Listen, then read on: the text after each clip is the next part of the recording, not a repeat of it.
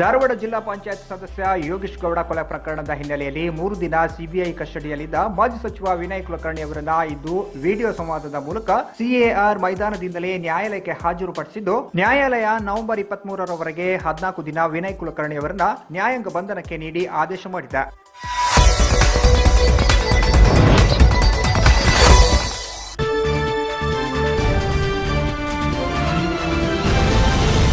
Police inspector ಹೆಸರಿನಲ್ಲಿ ನಕಲಿ Facebook ಖಾತೆ, ಇನ್ಸ್ಪೆಕ್ಟರ್ ಹೆಸರಿನಲ್ಲಿ 20,000 ಕೇಳಿದ ಕದಿಮರು. ಸಾಮಾಜಿಕ ಜಾಲತಾಣಗಳು ಮನುಷ್ಯನಿಗೆ ಎಷ್ಟು ಉಪಯೋಗವೋ ಅಷ್ಟೇ ಮಾರಕವಾಗಿ ಬಿಟ್ಟಿದೆ. ಅದರಲ್ಲಿಯೂ ಈಗಿನ ಕಾಲದಲ್ಲಿ ಇವುಗಳನ್ನೇ ಉಪಯೋಗಿಸಿಕೊಂಡು ಜನರಿಗೆ ಮೋಸ ಮಾಡುವವರ ಸಂಖ್ಯೆ ಏನು ಕಡಿಮೆ ಇಲ್ಲ.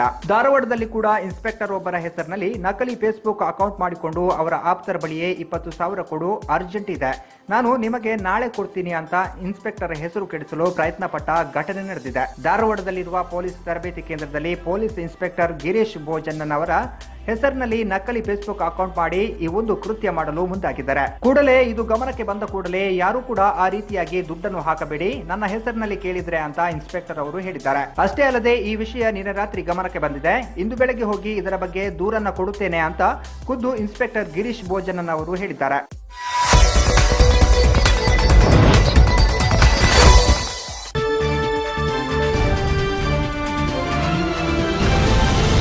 ಶ್ರೀ ಕ್ಷೇತ್ರ ಧರ್ಮಸ್ಥಳ ಗ್ರಾಮೀಣಾಭಿವೃದ್ಧಿ ಯೋಜನೆ ಧಾರವಾಡ ಜಿಲ್ಲೆಯ ಹುಬ್ಬಳ್ಳಿ, ಕುಂದಗೋಳ, ಕಲಘಟ್ಟಿ ಹಾಗೂ ಧಾರವಾಡ ತಾಲೂಕಿನ ವಿದ್ಯಾರ್ಥಿಗಳಿಗೆ ಟ್ಯಾಬ್ ಮತ್ತು ಲ್ಯಾಪ್ಟಾಪ್ ಉದ್ಘಾಟನಾ ಕಾರ್ಯಕ್ರಮವನ್ನು ಇಂದು ಜಿಲ್ಲಾ ಉಸ್ತುವಾರಿ ಸಚಿವರಾದ ಜಗದೀಶ್ ಶೆಟ್ಟರ್ ಅವರು ಉದ್ಘಾಟಿಸಿ ಮಾತನಾಡುತ್ತಾ, ಕನ್ನಡ ಮಾಧ್ಯಮದಲ್ಲಿ ಓದುತ್ತಿರುವ ವಿದ್ಯಾರ್ಥಿಗಳಿಗೆ ಟ್ಯಾಬ್ ಮತ್ತು ಲ್ಯಾಪ್ಟಾಪ್ ಉದ್ಘಾಟನೆಯನ್ನ ಧರ್ಮಸ್ಥಳದಲ್ಲಿ ಏಕಕಾಲದಲ್ಲಿ ಮಾಡಲಾಗುತ್ತಿದ್ದು, ಧರ್ಮಸ್ಥಳದ ಕಾರ್ಯ ಶ್ಲಾಘನೀಯ ಎಂದು ಹೇಳಿದರು. ಏನು ಸರ್ಕಾರ ಮಾಡುವಂತಹ ಕೆಲಸವನ್ನ ಧರ್ಮಸ್ಥಳದ ಧರ್ಮಾಧಿಕಾರಿ ಅವರು ಮಾಡುತ್ತಿದ್ದಾರೆ ಎಂದು ತಿಳಿಸಿದ್ದು, ಸಾಮಾಜಿಕ ಪರಿವರ್ತನೆಯಲ್ಲಿ ಧರ್ಮಾಧಿಕಾರಿಗಳ ಕಾರ್ಯ ಮೌನ ಕ್ರಾಂತಿ ಆಗಿದೆ ಎಂದು ತಿಳಿಸಿದರು. ಈ ಕಾರ್ಯಕ್ರಮದ ಅಧ್ಯಕ್ಷತೆಯನ್ನ ಶ್ರೀ ಕ್ಷೇತ್ರ ಧರ್ಮಸ್ಥಳ ಗ್ರಾಮೀಣಾಭಿವೃದ್ಧಿ ಯೋಜನೆ ಧಾರವಾಡ ಪ್ರಾದೇಶಿಕ ವ್ಯಾಪ್ತಿಯ ನಿರ್ದೇಶಕರಾದ ಶ್ರೀ ದುಗ್ಗೇಗೌಡ ಇವರು ಕಾರ್ಯಕ್ರಮದ ಧ್ಯೇಯೋದ್ದೇಶವನ್ನ ಕುರಿತು ಮಾಹಿತಿ ನೀಡಿದರು. ಈ ಕಾರ್ಯಕ್ರಮದ ಮುಖ್ಯ ಅತಿಥಿಗಳಾಗಿ ಶ್ರೀ ರಾಜಣ್ಣ ಕೊರವಿ, ವಿಶ್ವಮಾನ್ಯ ಪ್ರಶಸ್ತಿ ಪುರಸ್ಕೃತ ಸಂತೋಷ್ ಅರಶೆಟ್ಟಿ, ಶ್ರೀ ಬಿರಾಜಿ ಖಂಡೇಕರ್, ಜನಜಾಗೃತಿ ಸದಸ್ಯರು ಭಾಗವಹಿಸಿದರು. ಕಾರ್ಯಕ್ರಮಕ್ಕೆ ಸ್ವಾಗತವನ್ನ ಧಾರವಾಡ ಜಿಲ್ಲೆಯ ನಿರ್ದೇಶಕರಾದ ಸುರೇಶ್ ಎಂ ಸ್ವಾಗತಿಸಿದರು.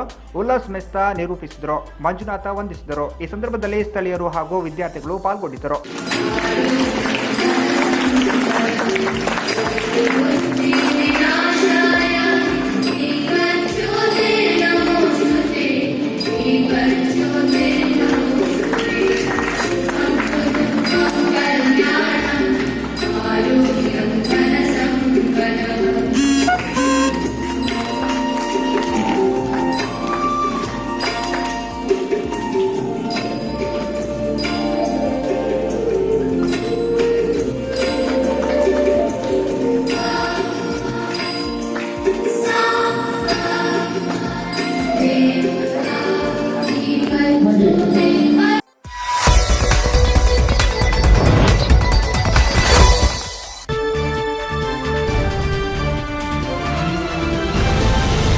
ಉಗಾರ ಪುರಸಭೆಯಲ್ಲಿ ಅರಳಿದ ಕಮಲ. ಬೆಳಗಾವಿ ಜಿಲ್ಲೆಯ ಕಾಗವಾಡ ತಾಲೂಕಿನ ಉಗಾರ ಖುರ್ದು ಪುರಸಭೆಯಲ್ಲಿ ನಡೆದ ಚುನಾವಣೆಯಲ್ಲಿ ಅಧ್ಯಕ್ಷರಾಗಿ ಮಂಜುನಾಥ ತೇರದಾಳ ಹಾಗೂ ಉಪಾಧ್ಯಕ್ಷರಾಗಿ ಪರಸು ನಾಯ್ಕ ಅವಿರೋಧವಾಗಿ ಆಯ್ಕೆಯಾದರು. ಅಧ್ಯಕ್ಷ ಹಾಗೂ ಉಪಾಧ್ಯಕ್ಷರ ಆಯ್ಕೆಯಾದವರ ಬೆಂಬಲಿಗರು ಉಗಾರ ಪುರಸಭೆಯಲ್ಲಿ ಹಾರ ಹಾಕಿ ಪಟಾಕಿ ಸಿಡಿಸಿ ಸಂಭ್ರಮ ಪಟ್ಟರು. ಈ ಸಂದರ್ಭದಲ್ಲಿ ಬಿಜೆಪಿಯ ಮುಖಂಡರಾದ ಶೀತಲಾ ಪಾಟೀಲ್ ಅವರು ಮಾತನಾಡಿ, ಪ್ರಥಮವಾಗಿ ಅಧ್ಯಕ್ಷ ಹಾಗೂ ಉಪಾಧ್ಯಕ್ಷರಿಗೆ ಅಭಿನಂದನೆ ಸಲ್ಲಿಸಿದರು. ಅಧ್ಯಕ್ಷ ಹಾಗೂ ಉಪಾಧ್ಯಕ್ಷರು ಉತ್ತಮವಾಗಿ ಕಾರ್ಯ ನಡೆಸಲಿದ್ದಾರೆ. ರಾಜ್ಯದಲ್ಲಿ ಬಿಜೆಪಿ ಪಕ್ಷದ ಗಟ್ಟಿ ಆಡಳಿತವಿದೆ. ಅಥಣಿ ತಾಲೂಕಿನಲ್ಲಿರುವ ಉಪಮುಖ್ಯಮಂತ್ರಿ ಲಕ್ಷ್ಮಣ ಸವದಿ, ಸಚಿವರಾದ ಶ್ರೀಮಂತ್ ಪಾಟೀಲ್ ಇವರ ಬಿಜೆಪಿ ಪಕ್ಷದ ಆಡಳಿತವಿದೆ. ಈ ಚುನಾವಣೆಯಲ್ಲಿ ಶ್ರೀನಿವಾಸ ಪಾಟೀಲ್ ಅವರ ಸತತ ಪ್ರಯತ್ನದ ಮೂಲಕ ಉಗಾರ ಪುರಸಭೆ ಕಮಲ ಅರಳಿದೆ ಎಂದು ಹೇಳಿ, ಪಟ್ಟಣದ ಪ್ರತಿಯೊಂದು ಕೆಲಸ ಅಭಿವೃದ್ಧಿಗಾಗಿ ಶ್ರಮ ವಹಿಸಲಿದ್ದಾರೆ ಎಂದು ಹೇಳಿದರು. ಈ ಸಂದರ್ಭದಲ್ಲಿ ಬಿಜೆಪಿ ಪಕ್ಷದ ಜಿಲ್ಲಾ ಪ್ರಧಾನ ಕಾರ್ಯದರ್ಶಿ ನಿಂಗಪ್ಪ ಕೊಕ್ಕಲೆ, ಎಪಿಎಂಸಿ ಸಂಚಾಲಕರಾದ ರವೀಂದ್ರ ಪೂಜಾರಿ, ಜಿಲ್ಲಾ ಯುವ ಮೋರ್ಚಾ ಅಧ್ಯಕ್ಷರಾದ ದೀಪಕ್ ಪಾಟೀಲ್, ಪ್ರವೀಣ ತೋರಸೆ, ಸಂಶಯ ಪರಕಟ್ಟಿ, ಭೀಮಾ ಬಸ್ತವಾಡೆ, ಸ್ವಾತಿ ಕುಂಬಾರ, ಜ್ಯೋತಿ ಕಾಂಬಳೆ, ದೀಪಾಲಿ ಸಿಂಗೆ ಹಾಗೂ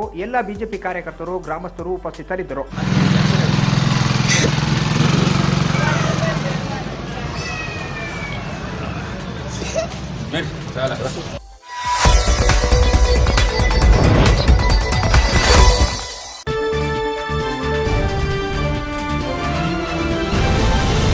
ಶ್ರೀ ಕ್ಷೇತ್ರ ಧರ್ಮಸ್ಥಳ ಗ್ರಾಮೀಣ ಅಭಿವೃದ್ಧಿ ಯೋಜನೆಯಿಂದ ಜ್ಞಾನತಾಣ ಕಾರ್ಯಕ್ರಮ. ಶ್ರೀ ಕ್ಷೇತ್ರ ಧರ್ಮಸ್ಥಳ ಅಂದ್ರೆ ಸಾಕು, ಅದೇನೋ ಭಕ್ತಿ ಭಾವ. ಇನ್ನು ಇದೇ ಹೆಸರಿನಲ್ಲಿ ಪ್ರಾರಂಭವಾದ ಶ್ರೀ ಕ್ಷೇತ್ರ ಧರ್ಮಸ್ಥಳ ಅಭಿವೃದ್ಧಿ ಯೋಜನೆ ಅನೇಕ ಸಮಾಜಮುಖಿ ಕಾರ್ಯಗಳು ಕೂಡ ಸಾಕಷ್ಟು ಜನಪ್ರಿಯವಾಗಿದೆ. ಆದ್ರೆ ಇಂದು ಈ ಧರ್ಮಸ್ಥಳ ಗ್ರಾಮೀಣ ಅಭಿವೃದ್ಧಿ ಕಾರ್ಯ ಮಾತ್ರ ನಿಜಕ್ಕೂ ಸರ್ಕಾರದ ಕಣ್ಣು ತೆರೆಸುವಂತಹ ಕಾರ್ಯ. ಅಷ್ಟಕ್ಕೂ ಅದೇನು ಕತೆ ಅಂತೀರಾ? ಹಾಗಾದ್ರೆ ಈ ಸ್ಟೋರಿ ನೋಡಿ. ಕೊರೋನಾ ಎಂಬ ಮಹಾಮಾರಿ ಒಕ್ಕರಿಸಿ ಇಡೀ ವಿಶ್ವವೇ ಕಂಗಾಲಾಗಿ ಹೋಗಿದೆ. ವಿಶ್ವದ ಎಲ್ಲ ರಂಗಗಳು ಕೂಡ ಕೊರೋನಾ ಮಹಾಮಾರಿಯಿಂದ ತತ್ತರಿಸಿ ಹೋಗಿದೆ.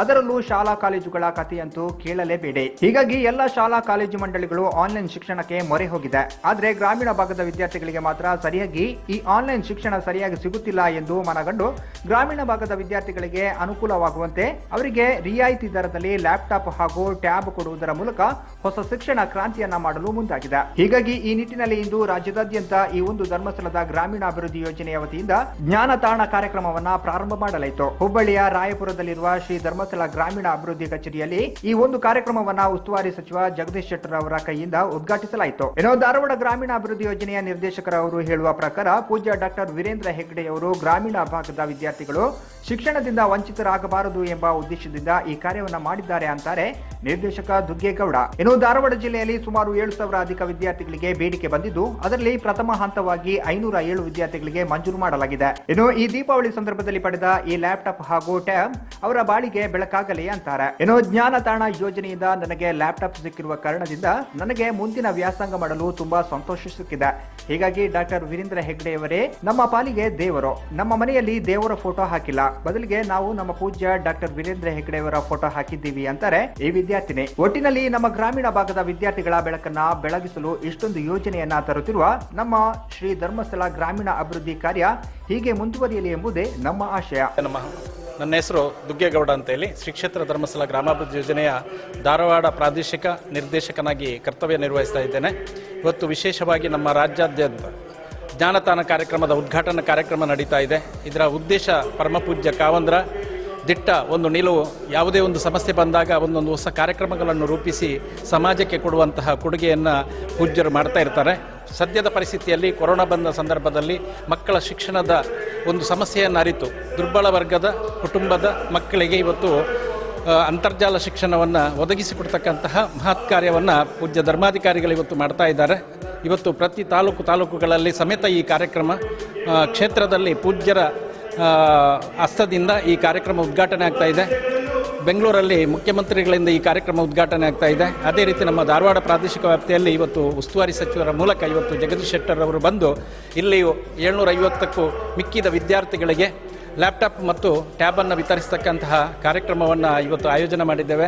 ನಮ್ಮ ಪ್ರಾದೇಶಿಕ ವ್ಯಾಪ್ತಿಯಲ್ಲಿ ಒಟ್ಟು 3,186 ಮಕ್ಕಳಿಗೆ ಈ ಪ್ರಸ್ತುತ ಪ್ರಥಮ ಹಂತದಲ್ಲಿ ಮಂಜೂರಾಗಿದೆ ಅಂತ ಹೇಳಲಿಕ್ಕೆ ಸಂತೋಷ ಪಡ್ತಾ ಇದರ ಪೂರ್ಣ ಪ್ರಯೋಜನವನ್ನು ಆ ಕುಟುಂಬದ ಮಕ್ಕಳು ಪಡ್ಕೊಂಡು ಅವರ ಶಿಕ್ಷಣದ ಗುಣಮಟ್ಟವನ್ನು ಸುಧಾರಿಸಿಕೊಳ್ಬೇಕು ಅಂತ ಈ ಸಂದರ್ಭದಲ್ಲಿ ಕರೆ ಕೊಡ್ತಾ ಇದ್ದಾರೆ.